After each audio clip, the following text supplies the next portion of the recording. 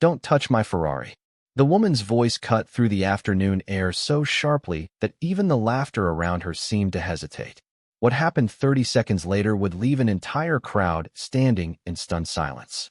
The annual Sterling Valley Auto Heritage Gala was supposed to be a celebration of engineering, elegance, and wealth. Rows of polished classics stretched across the private country club grounds beneath a bright California sky. Chrome reflected sunlight like mirrors. Expensive watches flashed as guests raised glasses of sparkling water and traded stories about auctions, investments, and rare machines. At the center of it all sat a deep crimson Ferrari 250 GT, worth more than most homes in the county. It wasn't just another collector's car. It was the centerpiece of the event, the pride of Billionaire CEO Victoria Sterling. The crowd admired it from a respectful distance. Some took photos. Others simply stared. Then something unexpected happened. Victoria stepped into the driver's seat to begin the ceremonial engine start. Cameras turned toward her. Conversations quieted. She pressed the ignition. Nothing. She tried again. The Ferrari remained silent. A murmur spread through the crowd. Victoria's confident expression tightened. One of her engineers hurried forward. Then another. Minutes passed. Hoods opened. Tools appeared. Suggestions were exchanged in hushed voices. Yet the Ferrari refused to come alive. The tension grew heavier with every passing moment. Across the parking area, a faded blue pickup truck rolled slowly into the lot. Behind the wheel sat Ethan Brooks. He wasn't dressed like anyone attending the gala. His denim shirt showed signs of years of honest work. His boots carried traces of dust from the small garage he owned on the edge of town. Beside him sat his 9-year-old daughter Lily, her eyes growing wide as she spotted the collection of vintage cars. "Dad, look at that red one," she whispered. Ethan smiled. "That's a Ferrari." "A real Ferrari?" "Looks like it." Lily grinned. "It's beautiful." Ethan parked near the far edge of the property. They had only come to look. Nothing more. A quiet Saturday afternoon together. The kind of simple memory that mattered when every dollar counted. As they walked closer, Ethan's attention drifted toward the crowd gathered around the Ferrari. Something about the scene felt familiar. The nervous engineers. The unanswered questions. The stubborn silence of a machine refusing to cooperate. He slowed his steps. Victoria noticed him approaching and immediately assumed he was another curious spectator. One of the engineers glanced at Ethan's clothes and chuckled. Another crossed his arms. Ethan stopped several feet away and listened carefully. He wasn't trying to intrude. He was simply paying attention. Sometimes machines spoke in ways people missed. Lily tugged gently on his sleeve. "Dad." Ethan tilted his head slightly toward the Ferrari. His eyes narrowed. Not with confidence. Not with arrogance. With curiosity. Then he quietly took one step forward. An engineer frowned. Victoria followed his gaze. Ethan spoke politely. "I think I might know what's wrong." The surrounding laughter came instantly. Victoria looked him up and down before folding her arms across her tailored jacket. Her expression turned cool. Her answer was immediate. "Don't touch my Ferrari." Ethan did not argue. He did not roll his eyes. He did not try to impress anyone. He simply nodded once and stepped back beside Lily as the crowd returned to watching the engineers struggle around the Ferrari. A few people smirked. One man quietly laughed into his drink. Another shook his head as if the entire moment had been ridiculous. Ethan seemed completely unaffected. He placed a gentle hand on Lily's shoulder and guided her toward a quieter corner of the event. "Are you upset?" Lily asked. Ethan smiled faintly. "About what?" The lady was kind of mean. Ethan looked back toward the growing crowd around the silent Ferrari. The late afternoon sun reflected across the car's polished paint like liquid fire. "Sometimes people are protecting something they care about," he said. "That does not always make them mean." Lily considered that for a moment. "You still think you know what is wrong with it?" Ethan chuckled softly. "Maybe. Then why not tell them?" He glanced toward his daughter. "Because advice only helps when someone is ready to hear it." Lily smiled. She had heard lessons like that before. Most of them came while they worked together in the garage. The garage was not much to look at from the outside. A weathered building sitting along a two-lane road just outside town. The paint had faded years ago. The sign above the entrance leaned slightly to one side. But inside, every tool had a place. Every shelf was organized. Every customer knew they would be treated fairly. Ethan had spent years building that reputation one repair at a time. It was not the life he once imagined. Yet it was the life he chose. 3 years earlier, after losing his wife to a sudden illness, everything changed. The career he once had no longer mattered. The promotions no longer mattered. The titles no longer mattered. Lily mattered. Her laughter mattered. Her future mattered. So Ethan walked away from opportunities most people would have spent their entire lives chasing. He traded conference rooms for repair bays, airports for school drop-offs, deadlines for bedtime stories. And somehow he never regretted it. Back at the gala, Victoria Sterling stood beside the Ferrari while another specialist arrived carrying diagnostic equipment. She remained composed on the outside. That was what successful leaders did. But inside, frustration was beginning to build. The Ferrari represented more than money, more than prestige, more than status. It represented her father. Years before Sterling Dynamics became one of the fastest-growing technology companies in America, there had only been a small workshop, a dream, and a man who believed hard work could solve almost any problem. The Ferrari had been his pride and joy, one of the few possessions Victoria refused to sell, no matter how many offers arrived. She glanced toward the vehicle again as another failed attempt produced nothing but silence. Around her, conversations grew quieter. Cameras slowly lowered. The excitement of the event was fading. Then one of the engineers sighed heavily and stepped away from the engine bay. "I do not understand it," he admitted. Victoria folded her arms tighter. Across the lawn, Ethan happened to look up at the exact same moment. Their eyes met briefly through the crowd. He was not smiling. He was not judging. He simply looked curious. For reasons she could not explain, that bothered her far more than the laughter had. Victoria looked away first. She told herself it meant nothing. Just another face in a crowd. Just another curious spectator watching her event slowly unravel. Yet something about Ethan Brooks bothered her in a way she could not explain. Perhaps it was the calm. Most people became nervous around wealth, around influence, around someone whose decisions could move markets and shape careers. Ethan showed none of that. He simply stood beside his daughter, relaxed and patient, as if he had nowhere else to be. Another engineer stepped forward carrying a tablet connected to diagnostic software.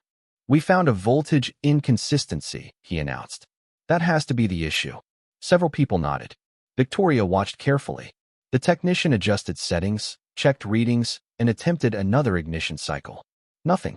The Ferrari remained silent. The crowd's optimism faded again. The warm California breeze drifted across the lawn carrying the scent of fresh-cut grass and expensive cologne. Somewhere near the catering area, silverware clinked against plates. Yet around the Ferrari, an uncomfortable stillness settled over the gathering. Finally, one of the senior engineers exhaled heavily. "We may need to transport it back to the facility." Victoria's jaw tightened. "Today? Possibly. Before the exhibition run?" The engineer hesitated. "I cannot make any promises." A murmur swept through the guests. The exhibition run was the highlight of the event. Hundreds had traveled to see it. Victoria glanced toward the Ferrari again. Then, despite herself, she looked back toward Ethan. He was still there, still watching. Lily noticed Victoria staring. "Dad," she whispered. "She keeps looking at you." Ethan smiled. "Maybe she is looking at the car." Lily laughed softly. Before he could respond, a voice called from behind them. "You still think you know what is wrong." It was one of the younger engineers. Several nearby guests turned immediately. Ethan remained polite. "I have an idea." The engineer smirked. "An idea?" Another technician joined in. "From where?" "Social media." A few people laughed. Ethan did not. Lily's smile faded slightly. The engineer noticed. To his credit, he softened his tone. "Look, this is not some old pickup truck." Ethan nodded. "I know. This vehicle is worth millions." "I know that too." The engineer folded his arms. "Then you understand why we cannot just let anyone start turning wrenches." Ethan looked toward the Ferrari. "I have no interest in turning wrenches." The response caught several people off guard. Even Victoria seemed curious now. "Then what exactly are you suggesting?" she asked from across the crowd. Ethan hesitated for a moment. Not because he lacked confidence. Because he respected the car. Because he respected what it clearly meant to her. "I think the problem is smaller than everyone assumes." One engineer laughed again. "Of course it is." Another shook his head. "This should be good." Victoria stepped closer. Her heels clicked softly across the pavement. The crowd instinctively parted. "You are telling me," she said carefully, "that an entire team of specialists missed something obvious?" Ethan shrugged. "Not obvious. Just easy to overlook. Silence followed. The engineers exchanged glances. Some appeared annoyed. Others looked amused. Victoria studied him for several long seconds. The afternoon sunlight illuminated the silver strands beginning to appear at his temples. His expression remained steady. No arrogance. No challenge. No performance. Just quiet certainty. Finally, one guest called out, "Let him try." Another voice joined in. Then another. The suggestion spread through the crowd like a ripple across water. Victoria looked around at the growing curiosity surrounding them. Then she looked at Ethan again. For the first time all afternoon, she was no longer completely certain she was the smartest person standing beside that Ferrari. The crowd waited. Victoria remained motionless. The engineers looked skeptical. Ethan simply stood where he was, showing no sign of urgency. For several seconds, nobody spoke. Then Victoria took a slow breath. "1 minute," she said. The crowd immediately stirred. Several guests exchanged surprised looks. One of the senior engineers stepped forward. "Victoria, this is not a good idea." She kept her eyes on Ethan. "Then it should only take a minute to prove it." The engineer frowned but stepped back. Victoria turned toward Ethan. "You have 60 seconds. Ethan shook his head gently. "I only need 30. That answer triggered another wave of laughter. Someone in the back whispered, "This should be interesting." Lily looked up at her father with complete confidence. She had seen that expression before. It was the same look he wore whenever a customer arrived, believing a repair would cost thousands of dollars, and Ethan already knew the solution was simple. Ethan walked toward the Ferrari. The crowd parted automatically. The polished red paint reflected the golden afternoon sunlight. The air smelled faintly of warm asphalt, fresh grass, and gasoline. Cameras rose again. Phones appeared. Everyone wanted to see what happened next. Ethan stopped beside the open-engine bay. He did not reach for a tool. He did not touch anything immediately. Instead, he listened. One engineer rolled his eyes. Another checked his watch. Ethan leaned slightly closer. His eyes moved across the engine compartment with calm precision. Then he looked beneath the dashboard through the driver's side window. Victoria watched every movement. Something about his confidence felt different from arrogance. He was not performing. He was observing. 30 years of experience had taught her to recognize the difference. Ethan stepped around the vehicle once. Then he nodded quietly to himself. "May I?" he asked. Victoria hesitated only a moment before giving a small nod. Ethan reached toward a component near the rear of the engine compartment. The movement was so simple that several engineers almost missed it. He adjusted a small connection by less than an inch. Then he straightened. One of the technicians laughed openly. "That is it." Ethan smiled. "That is it." More laughter followed. Victoria crossed her arms. "And now?" Ethan looked toward her. "Start it." The crowd fell silent. Victoria stepped into the driver's seat. Even the breeze seemed to disappear. Hundreds of eyes focused on the Ferrari. The sunlight glowed across the windshield. Somewhere in the distance, a bird called from a nearby tree. Victoria wrapped her fingers around the ignition. For the briefest moment, she wondered if she was about to become the center of a very public embarrassment. Then she turned the key. The response was immediate. The Ferrari roared to life. A rich mechanical symphony burst from the engine with perfect confidence. The sound rolled across the country club grounds like music. Conversations stopped. Smiles vanished. Laughter disappeared. The crowd froze. One engineer blinked. Another stared into the engine bay as if reality itself had malfunctioned. A guest nearly dropped his phone. Victoria sat perfectly still behind the wheel. The vibration of the running engine traveled through the seat beneath her, but she barely noticed. Her eyes remained fixed on Ethan Brooks. He had already stepped back. He was not celebrating. He was not looking around for applause. He was not enjoying the attention. Instead, he turned toward Lily and smiled. "Ready to see the rest of the cars?" Lily grinned. "I knew you could do it." Around them, the silence deepened. Because the most astonishing part was not that the Ferrari was running again.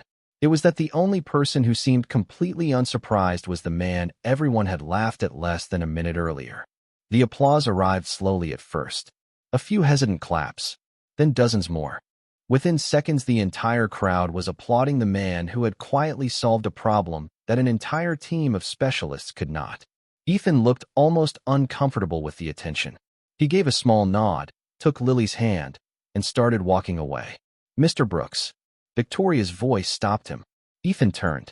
The Ferrari continued humming smoothly behind her. For the first time that afternoon, there was no coldness in her expression, only curiosity. How did you know? Ethan glanced toward the engine compartment. A loose connector. One of the engineers immediately protested. We checked that area. Ethan smiled politely. You checked the component. You did not check the vibration shift underneath it. The engineer opened his mouth to respond, then stopped. Another technician hurried back to inspect the engine. A few moments later, he looked up with visible surprise. He is right. The silence that followed felt even louder than the applause. Victoria studied Ethan carefully. The answer bothered her. Not because it was wrong, because it was too simple. The world's most expensive mistakes often came from overlooking simple things. You work on Ferraris? She asked. Ethan shook his head. Not often. Then how did you see it so quickly? Machines leave clues. His answer sounded almost absurd. Yet somehow it made perfect sense. Before Victoria could ask another question, Lily tugged gently on Ethan's sleeve. Dad, they have a blue Corvette over there. Ethan smiled. Then we should go see it. Victoria watched them disappear into the crowd. Most people would have stayed. Most would have enjoyed the attention. Most would have collected business cards and opportunities. Ethan simply returned to spending time with his daughter. That detail stayed with her long after the event ended. Later that evening, Victoria sat alone inside her office overlooking downtown Los Angeles. The city lights stretched across the skyline like scattered stars. The glass walls reflected the glow of computer screens and unfinished reports. Yet her attention remained fixed on something else. Ethan Brooks. She opened a search window. Then another. Then another. The results were surprisingly sparse. No interviews. No professional profiles. No social media presence worth mentioning. Almost nothing. That alone was unusual in a world where everyone seemed desperate to be noticed. She kept digging. Eventually, a small article from years earlier appeared. Victoria leaned forward. Her eyes narrowed. Then she read it again. Ethan Brooks, Senior Propulsion Systems Engineer, Aerospace Innovation Award recipient, lead contributor on multiple advanced engine development programs. Victoria blinked. That could not be right. She opened another source. Then another. The same name appeared repeatedly. Different years. Different projects. Extraordinary accomplishments. Then suddenly the trail ended. No scandal. No public failure. No controversy. He had simply disappeared. Victoria leaned back slowly. Outside, traffic flowed through the city below. Inside, the office felt strangely quiet. She thought about the worn denim shirt, the old pickup truck, the small-town garage. None of it matched what she was reading. Yet one fact became impossible to ignore. The man everyone dismissed as an ordinary mechanic had once operated in rooms filled with some of the brightest engineering minds in America. And for reasons she did not yet understand, he had walked away from all of it. 3 days later, Ethan was replacing brake pads on an aging pickup truck when his office phone rang. The small garage smelled of motor oil, rubber, and fresh coffee. Outside, the afternoon sun stretched across the empty highway. Ethan wiped his hands on a shop towel and answered, Brooks Automotive. There was a brief pause. Then a familiar voice spoke. This is Victoria Sterling. Ethan glanced toward the service bay window. Hello. I would like to thank you properly. Ethan smiled faintly. You already did. No, I did not. Her answer came quickly. You solved a problem that embarrassed an entire engineering team. Ethan looked at the pickup sitting on the lift. Machines break. It happens. Victoria almost laughed. Nobody in her world spoke that way. Everything was measured in outcomes, leverage, and strategy. Ethan reduced the entire situation to 4 simple words. Would you join me for dinner? She asked. Ethan hesitated. Not because he was intimidated. Because his first thought was Lily. Victoria seemed to understand immediately. Bring your daughter. That evening, a black sedan stopped outside a sprawling estate overlooking the Pacific coastline. Lily pressed her face against the window. Dad, this place is huge. Ethan chuckled softly. It is definitely bigger than our garage. The estate sat on a bluff above the ocean. Waves rolled against the rocks below. Warm lights glowed from enormous windows. Yet despite its size, something about the house felt strangely quiet. Victoria greeted them at the entrance herself. No assistants. No security team. No entourage. Just Victoria. Lily smiled immediately. Hi. Victoria smiled back. Hi, Lily. Within minutes, Lily was exploring the garden paths while Ethan and Victoria walked toward a private garage detached from the main house. The ocean breeze carried the scent of salt and blooming flowers. For a while, neither of them spoke. Finally, Victoria opened the garage doors. Inside sat the Ferrari. Its crimson paint reflected the overhead lights like polished glass. Ethan immediately noticed something different. The space was not arranged like a collector's showroom. Framed photographs lined the walls. Old racing posters. Handwritten notes. Family memories. Victoria stood quietly beside the car. "My father bought it before he became successful," she said. "Most people think it represents wealth." Her eyes drifted toward a faded photograph hanging nearby. A younger version of her stood beside an older man covered in grease and smiling proudly beside the same Ferrari. "To me, it represents him." Ethan nodded slowly. Suddenly, her protectiveness made perfect sense. Victoria rested a hand on the roof of the car. "He taught me that every machine tells a story." A small smile appeared on Ethan's face. "Sounds like a smart man." He was. Silence settled between them. Not awkward silence. Comfortable silence. The kind that appears when two people stop trying to impress each other. Victoria looked toward Ethan. "You were the first person I have allowed near this car since he passed away." Ethan seemed genuinely surprised. "Why?" Victoria looked at the Ferrari for several seconds before answering. "Because for the first time in years, someone touched it without caring what it was worth." The ocean waves rolled softly in the distance. Somewhere outside, Lily laughed while chasing fireflies across the garden. And for reasons neither of them fully understood, the distance between Billionaire and Mechanic suddenly felt much smaller than it had only a few days earlier. The weeks that followed brought an unexpected rhythm into Victoria's life. She found herself calling Ethan more often than she intended. Sometimes the conversations lasted 5 minutes. Sometimes an hour.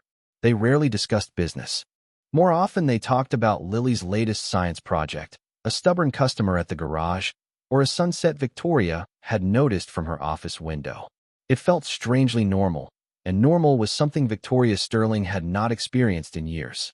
Then everything changed. One rainy Tuesday morning, the executive boardroom at Sterling Dynamics felt heavier than usual. The floor-to-ceiling windows overlooked Los Angeles beneath dark clouds, but the atmosphere inside was even darker. Charts filled giant screens. Financial projections flashed red. Senior executives exchanged uneasy looks. Victoria stood at the head of the table listening to yet another presentation. The prototype failed efficiency targets again, one engineer admitted. Another executive sighed. "If we do not solve this within 60 days, the partnership agreement is gone." The room fell silent. The project represented years of research and billions of dollars in future growth. Losing it would not destroy the company, but it would damage everything Victoria had spent years building. For the first time in a long while, she felt uncertain. That evening she drove herself to Ethan's garage. No assistants. No drivers. No schedule. Just Victoria. Rain tapped softly against the roof as she stepped inside. Ethan was finishing paperwork at a small wooden desk near the service bay. "Rough day?" he asked immediately. Victoria laughed softly.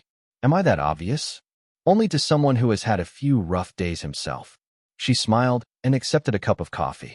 The familiar scent of motor oil and fresh rain filled the garage. For a few minutes they talked about nothing important. Then Victoria noticed several engineering diagrams spread across the corner of her briefcase. She had forgotten they were there.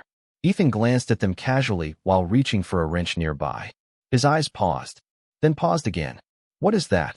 Victoria looked down. "A problem worth several $billions." Ethan smiled. "Those are usually the expensive ones." She handed him one of the diagrams. Not because she expected help, mostly because she wanted to vent. Ethan studied the pages quietly. The garage became still except for the sound of rain hitting the metal roof. 5 minutes passed, then 10. Victoria watched his expression change. Not dramatically, just enough to notice. Finally, he set the papers down. "Something is wrong." Victoria straightened immediately. "What?" Ethan pointed toward one section of the design. "Everyone is trying to solve the symptom." He tapped another page. "Nobody is solving the cause." Victoria stared at him. "What do you mean?" Ethan turned another sheet around. "This entire system is compensating for an instability created much earlier in the process." His finger moved across a sequence of calculations. Fix this section and half the other problems disappear. Victoria blinked, then blinked again. The explanation sounded simple. Too simple. Yet as she looked closer, a cold realization slowly spread through her. Nobody on her team had questioned that assumption. Nobody. Outside, thunder rolled quietly over the distant hills. Inside the garage, Ethan leaned back and took a sip of coffee. To him, it looked like an ordinary engineering mistake. To Victoria Sterling, it looked like the first real solution anyone had found in months. The boardroom was packed. Senior executives filled every seat. Engineers lined the walls. Investors joined remotely on giant screens mounted across the room. The future of Sterling Dynamics seemed to hang in the air like a storm waiting to break. Victoria stood at the head of the table while conversations buzzed around her. Some were hopeful. Most were not. Then the doors opened. Ethan Brooks walked into the room carrying nothing but a simple folder. The reaction was immediate. Several executives exchanged confused looks. One board member frowned openly. Another leaned toward a colleague and whispered something that triggered a smirk. Ethan noticed. He simply kept walking. The same way he had approached the Ferrari. The same way he approached every challenge. Without ego. Without fear. Without needing anyone's approval. Victoria took her seat. Mr. Brooks will be presenting an alternative analysis of the propulsion system. Silence followed. Then came the objections. With respect, one executive said, "He does not work here." Another adjusted his glasses. "We have spent months studying this issue." A third executive folded his arms. "And now we are consulting a mechanic?" The room grew tense. Victoria remained calm. "You may hear him first." Ethan stood beside the screen. For a moment, he seemed almost out of place among the tailored suits and polished presentations. Then he began speaking. His voice was steady, clear, unhurried. He did not use dramatic language. He did not try to impress anyone. He simply explained what he saw. One slide appeared, then another. Numbers replaced assumptions. Logic replaced opinions. Ethan walked through the system layer by layer. At first, the executives challenged him constantly. "That cannot be correct. We already evaluated that. Those figures were reviewed months ago." Ethan never argued. He simply showed the data. Then another piece of data. Then another. Slowly, the interruptions became less frequent. The confidence around the room began to fade. Engineers who had arrived prepared to defend their work started studying their own notes. A few began typing calculations into laptops. One senior engineer suddenly sat upright. "Wait." The room turned toward him. He stared at his screen. Then at Ethan. Then back at his screen. "Run that simulation again." Another engineer did exactly that. Seconds later, his eyes widened. The room grew quieter. Ethan continued. He pointed to the original flaw, then showed how it created a chain reaction throughout the entire design. It was not a catastrophic mistake. It was something far more dangerous. A small assumption everyone accepted without question. The kind of oversight hidden in plain sight. The kind that survives because too many intelligent people stop asking simple questions. 10 minutes later, nobody was interrupting anymore. 20 minutes later, nobody was whispering. 30 minutes later, the room had become completely silent. The giant windows reflected the Los Angeles skyline behind them while Ethan calmly reached the end of his presentation. Then he closed the folder. No dramatic finish. No celebration. No speech. Just one final sentence. Fix the source and the rest becomes manageable. Silence lingered. 1 second. 2 seconds. 5. Then the senior engineer who had challenged him first slowly stood up. He looked around the room before speaking. "He is right." Another engineer rose. Then another. Around the table, heads nodded. Calculations were confirmed. Assumptions collapsed.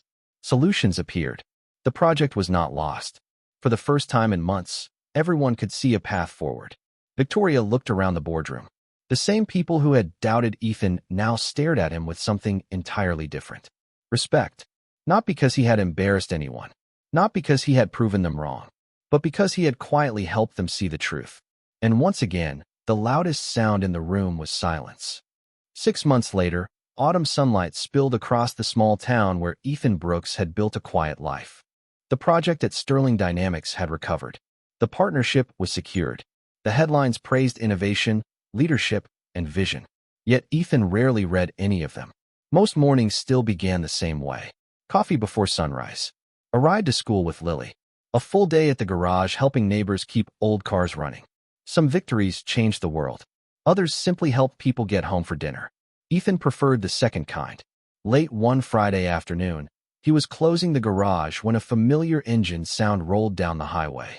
Lily looked up from her homework near the office window. "Dad." Ethan stepped outside.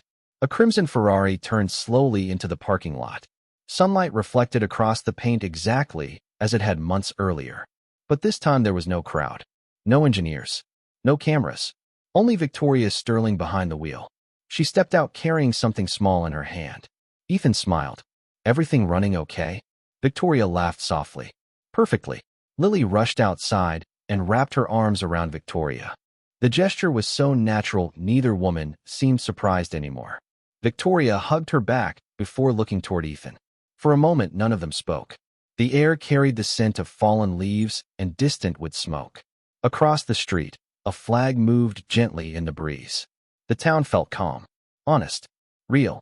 Victoria held out her hand. Resting in her palm were a set of keys. Ethan glanced at them, then at her. "What is this?" Victoria looked toward the Ferrari. "The first time you touched that car, I was angry." Ethan smiled. "I remember. I thought you were trying to prove something." She paused. "I was wrong." Her voice softened. "You were trying to help." Ethan said nothing. He had learned long ago that some moments deserved silence. Victoria placed the keys in his hand. "My father always believed trust was worth more than money." She looked toward the Ferrari and then back at Ethan. "I think I finally understand what he meant." Lily watched the exchange with a smile she could not hide. Victoria took a slow breath. "The first time you touched that car, you fixed an engine." Her eyes met Ethan's. Warm, honest, certain. "The second time, you fixed something much harder." Ethan looked down briefly before returning her gaze. Around them, the evening light turned golden. The garage sign cast a long shadow across the pavement. Somewhere nearby, church bells marked the hour. No reporters stood waiting. No audience watched. No applause followed. Just three people standing together beneath a quiet American sky. Months earlier, an entire crowd had been stunned by a Ferrari roaring back to life. But that had never been the real miracle. The real miracle was that a man who had lost so much still chose kindness. A woman who had everything learned to trust again. And a little girl gained proof that dignity, grace, and goodness still mattered. As the sun disappeared beyond the horizon, the Ferrari sat parked outside a modest garage, and for the first time in a very long while, none of them felt alone.